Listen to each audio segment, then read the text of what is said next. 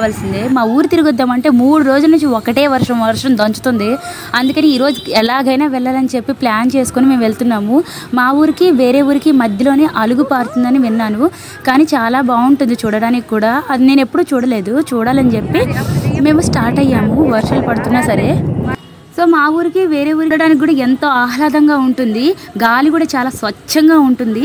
ఇలా మా ఊరంతా తిరిగొస్తూ ఉంటే ఈ చెట్లు పొలాలు చూడాల్సిందే అని చెప్పి వర్షంలోనే మేము స్టార్ట్ అయ్యి వెళ్ళిపోతూ ఉన్నాము. ఈ వాతావరణంలో అయితే నాకు అంత ఇబ్బందిగా అని కూడా అనిపించలేదు. ఇలాంటిది కనిపించింది. చెరువుకి పక్కన ఇది ఎందుకు ఉంటుంది అంటే ఆ చెరువులోని చేపలు వేస్తారు కదా, కాపలా ఉండడానికి వాళ్ళు దీంట్లోనే ఉంటారనమాట. మేము అందుకని ఇక్కడ వర్షం ఆగే వరకు కొంత టైం స్పెండ్ చేసి అక్కడ నుండి వర్షం ఆగితే వెళ్దాం అనుకున్నాము. అలానే ఫిక్స్ అయిపోయాము. కొంచెం తగ్గగానే మళ్ళీ స్టార్ట్ అయ్యాము. కానీ బుడ్డోని చూస్తుంటేనేమో వాడు చలికి వణుకుతున్నాడు, వాడిని చూస్తుంటేనేమో జాలేస్తుంది. అయినా సరే వాడు కూడా అది అలుగు చూడగానే సంతోషపడతాడని చెప్పి వాడిని ఎలాగలా బుజ్జగిస్తూ రిక్వెస్ట్ చేస్తూ మళ్ళీ స్టార్ట్ అవ్వాలని ఫిక్స్ అయ్యాము. పక్కన చెరువులోని గాలికి వాటర్ కదులుతూ ఉంటే వాటర్లో ఏమో పోతుంది అని నన్ను ఒకటే అడుగుతున్నాడు. నాకేం అస్సలు అర్థం కావట్లేదు. అడిగాము. ఎట్టకేలకు మేము అలుగు చూడటానికి వచ్చేసాము.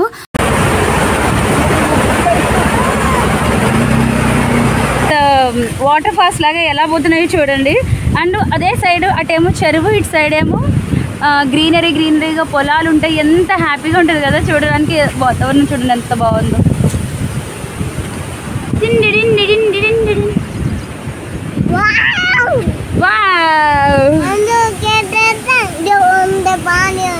పానీ వస్తుంది కదా.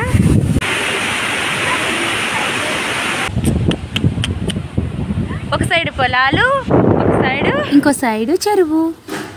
ఇటు సైడ్ ఏమో అన్ని పొలాలే ఉంటాయి. మీరు ఎంత దూరం చూడాలన్నా ఇటు సైడ్ మీరు ఎంత దూరం చూసినా సరే చెరువే ఉంటుంది, వాటర్ ఉంటుంది. మళ్ళీ వర్షం వచ్చేలా ఉందని చెప్పి ఎర్లీగానే రిటర్న్ అయ్యాము. మా ఊరు నేను అనుకున్న దానికంటే కూడా అందంగానే ఉంది. Thanks for watching.